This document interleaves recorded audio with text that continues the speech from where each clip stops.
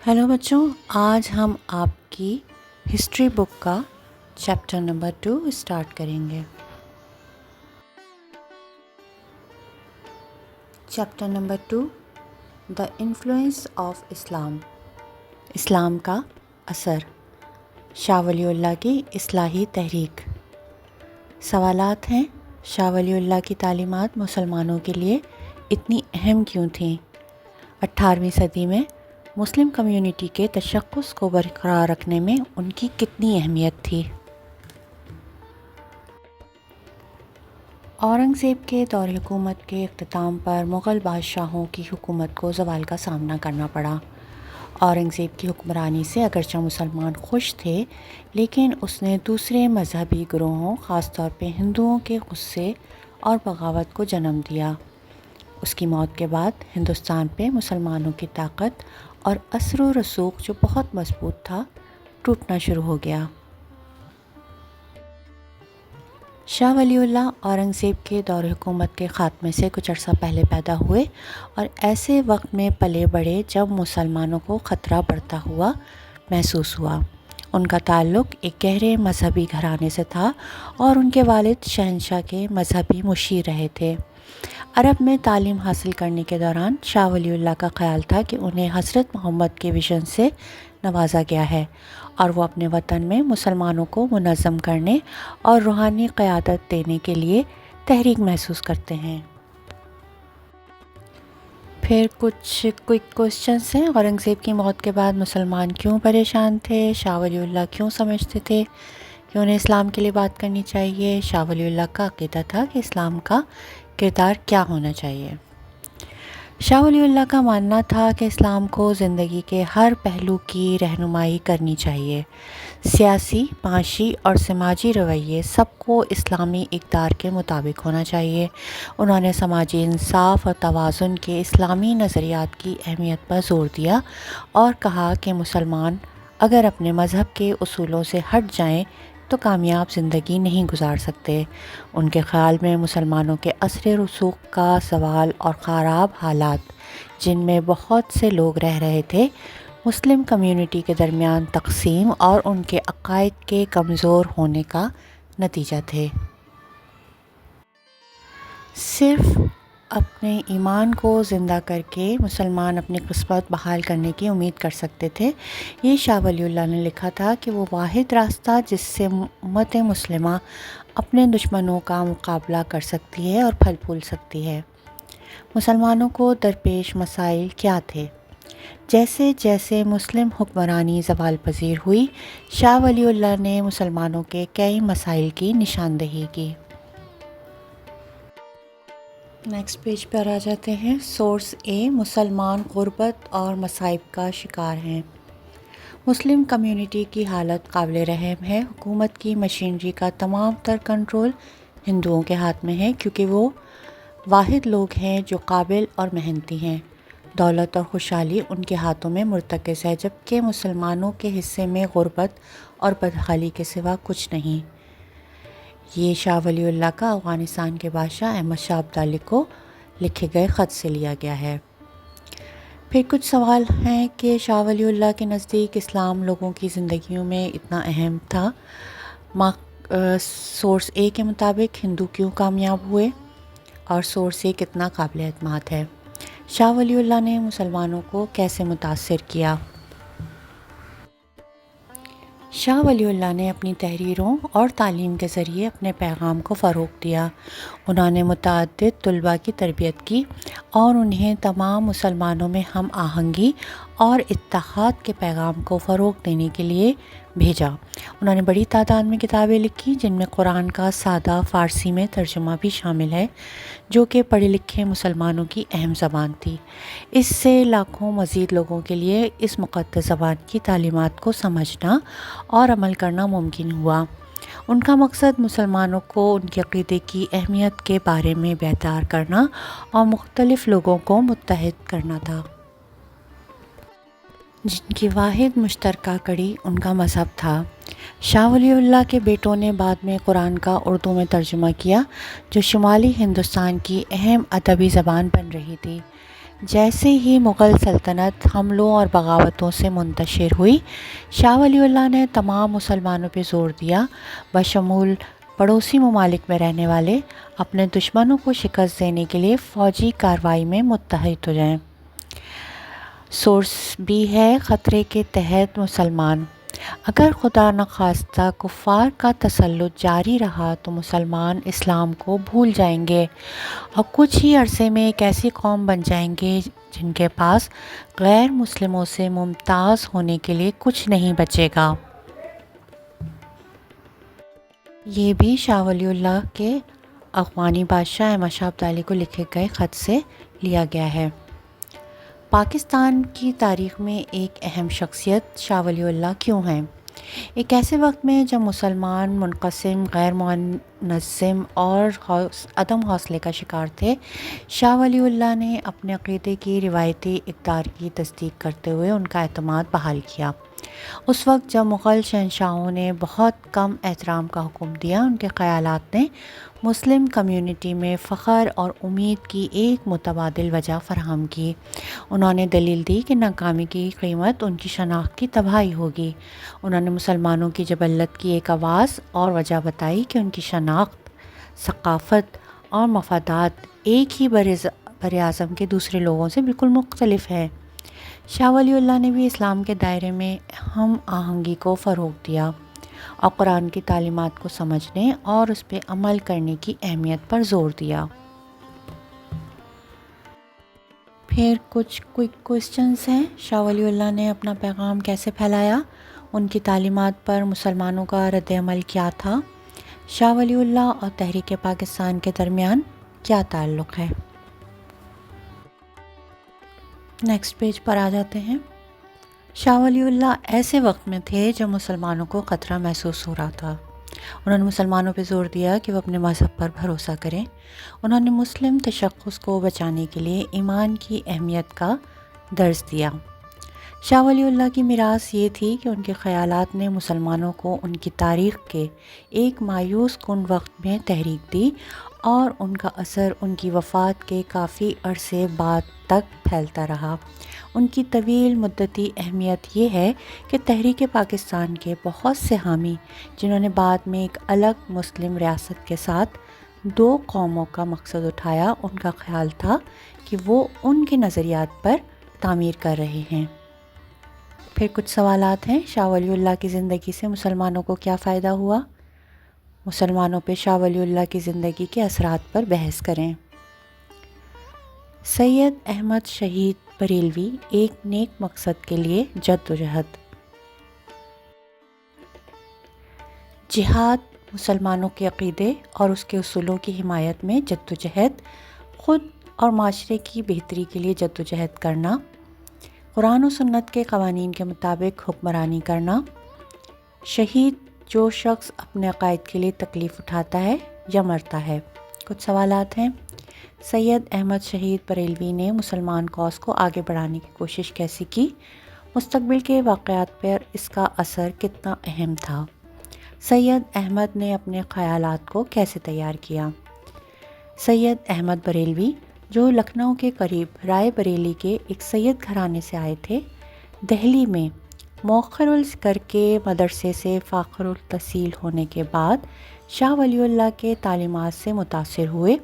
سید احمد نے ایک پٹھان فوجی فورس میں نمازی کے طور پر شمولیت اختیار کی، لیکن انہوں نے یورپی ہتھیاروں کے استعمال کی تربیت بھی حاصل کی۔ بعد ازاں وہ حج کے لیے گئے اور 1821 سے 1823 تک عرب میں رہے، جہاں انہوں نے شیخ عبد الوہاب کے زیر سایہ دین کی تعلیم حاصل کی اور ان سے بہت متاثر ہوئے۔ وہ جہاد کے خیال سے وابستگی کے ساتھ واپس آئے۔ ان کا مقصد ہندوستان میں سکھوں اور برطانوی راج کو مسلم حکمرانی سے بدلنا تھا۔ انہوں نے مسلسل سوچا اور منصوبہ بنایا کہ اپنے خیالات کو کیسے آگے بڑھایا جائے۔ سید احمد نے کیا ایکشن لیا؟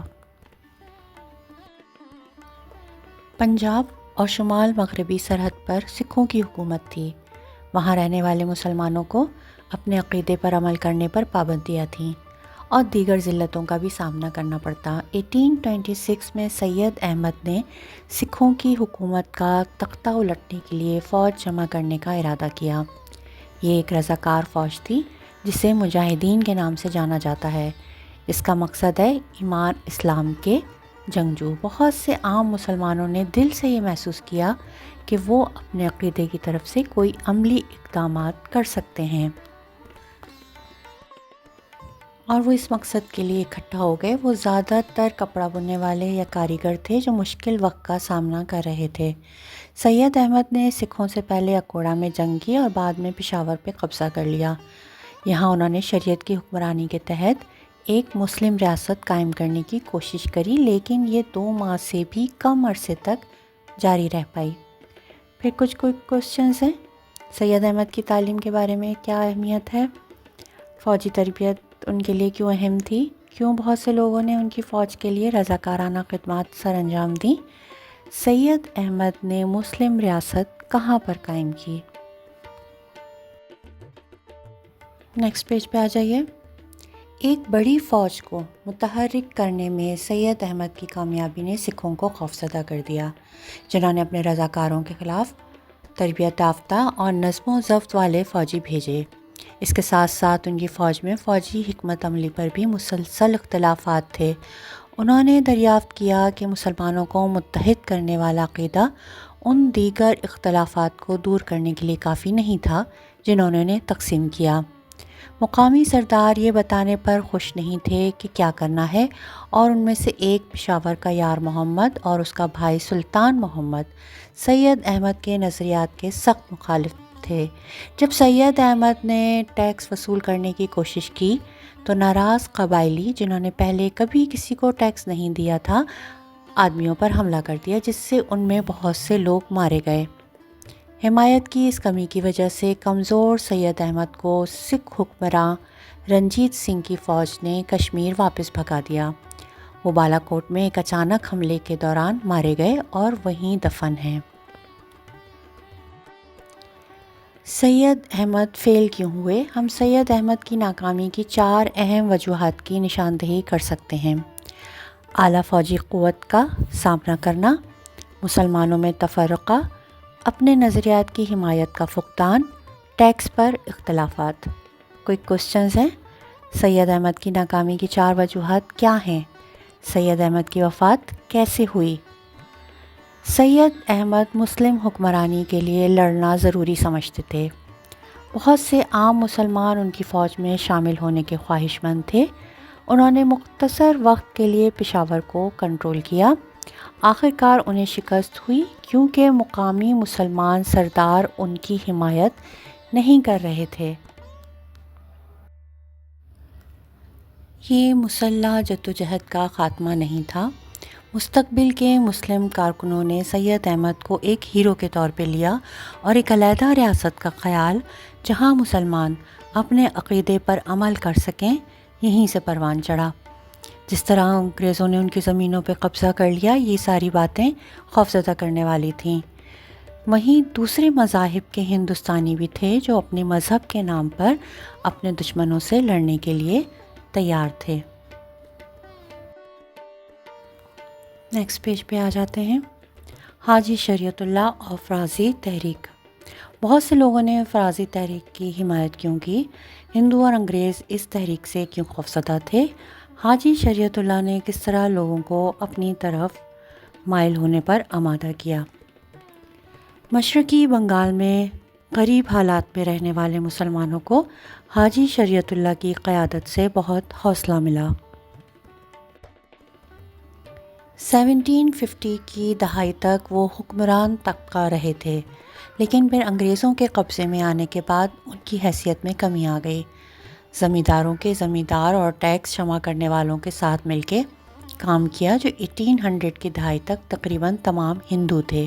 مسلمانوں کے ساتھ ان کے انگریز حکمرانوں نے برا سلوک کیا اور زمینداروں کی طرف سے ظلم کیا گیا۔ طوفانوں اور قحط کی وجہ سے ان کی مشکلات میں اضافہ ہوا، جو اکثر مشرقی بنگال کو متاثر کرتے رہتے تھے۔ فرازی تحریک انگریزوں اور ہندوؤں دونوں کا مقابلہ کرنے کے لیے ابھری، کیونکہ دونوں کو مسلمانوں کا دشمن سمجھا جاتا تھا اور ان کو اپنی بدقسمتی کا ذمہ دار ٹھہرایا جاتا تھا۔ حاجی شریعت اللہ، جنہوں نے تقریباً 20 سال عرب میں گزارے تھے اور شیخ محمد عبد الوہاب کی تعلیمات سے بہت متاثر تھے، بنگال واپس آئے اور فرازی تحریک کی بنیاد رکھی۔ انہوں نے مسلمانوں، خاص طور پہ دیہی علاقوں میں رہنے والوں پہ زور دیا کہ وہ غیر مسلم روایات جیسے کہ ہندو توہمات اور نظریات کو ترک کر دیں اور اس کے بجائے اپنے مذہب کے احکامات پر سختی سے عمل کریں، جنہیں فرائض کہا جاتا ہے۔ اس طرح وہ ہندو اثر و رسوخ کے بڑھنے کے ساتھ ساتھ برطانوی اور عیسائی نظریات کے پھیلاؤ کے خلاف مزاحمت کر سکتے ہیں اور ایک بار پھر قابل احترام اور اپنی زندگیوں کو بہتر بنانے کے قابل ہو سکتے ہیں۔ یہ ایک پرامن تحریک تھی۔ اس کی تعلیمات پہ عمل کرنے والے بہت سے مسلمان فرازیوں کے نام سے مشہور ہوئے۔ ایک بڑی تشویش یہ تھی کہ برطانوی راج میں، جسے انہوں نے جنگ کی حالت سے تشبیہ دی، مسلمانوں کے لیے عید اور جمعے کی نماز صحیح طریقے سے بھی ادا کرنا ممکن نہیں تھا۔ فرائضی تحریک نے خطرے کی گھنٹی کیوں بجائی؟ اس میں کوئی شک نہیں کہ تحریک فرائضی کی تیز رفتار ترقی نے ہندو جاگیرداروں کے ساتھ ساتھ انگریزوں کو بھی پریشان اور ناراض کر دیا۔ انہوں نے تسلیم کیا کہ تحریک ان کے خلاف اپوزیشن کو ہوا دے رہی ہے۔ افسردہ مسلمانوں کو تحریک نے ان کے مسائل کا حل پیش کیا اور ایک آزاد مسلم ریاست کی خواہش کو بیدار کیا۔ پھر کوئک کوئسچنز ہیں۔ حاجی شریعت اللہ 20 سال کہاں رہے؟ اسے فرازی تحریک کیوں کہا گیا؟ تحریک سے کون پریشان تھا؟ فرازیوں کو کیا کرنا چاہیے تھا؟ نیکسٹ پیج پہ آ جاتے ہیں۔ حاجی شریعت اللہ نے فرازی تحریک کی بنیاد رکھی۔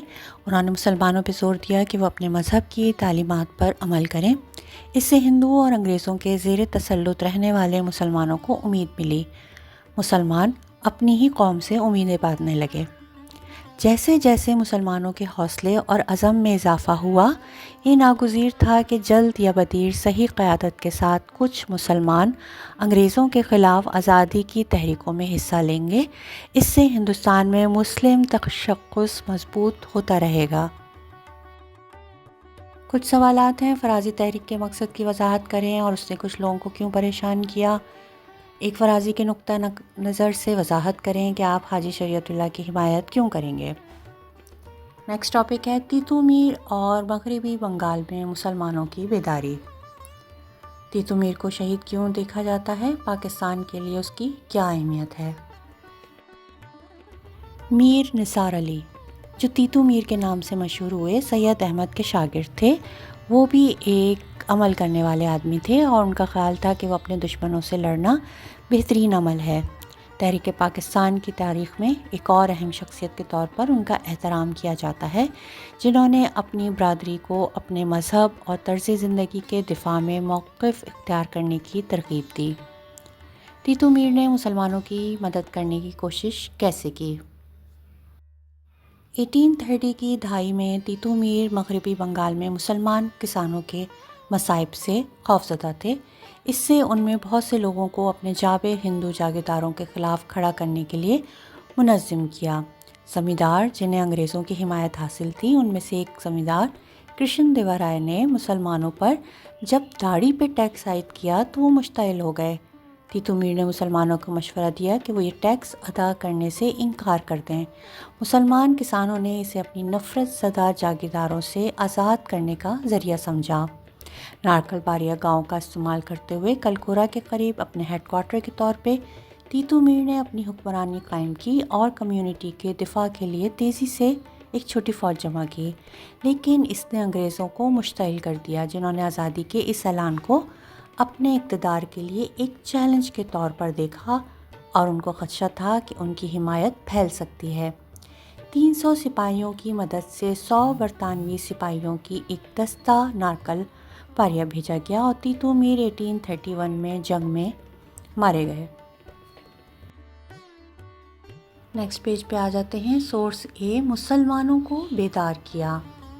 تاہم اس نے یعنی تیتو میر نے اپنا کام کر کے دکھایا کہ اس نے مغربی بنگال کے مسلمانوں کو بیدار کیا۔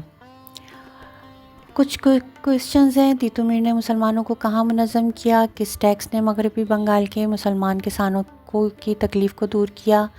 بہت سے مقامی مسلمانوں نے اس کی حمایت کیوں کی؟ تیتو میر کی موت کیسے واقع ہوئی؟ کیا تیتو میر ایک اہم آدمی تھا؟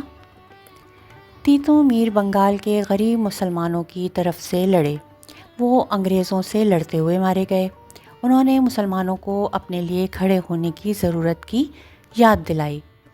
اپنی شکست کے باوجود تیتو اہم ہیں کیونکہ وہ مسلمانوں کے حقوق کا دفاع کرنے والے رہنما کی ایک مثال ہیں۔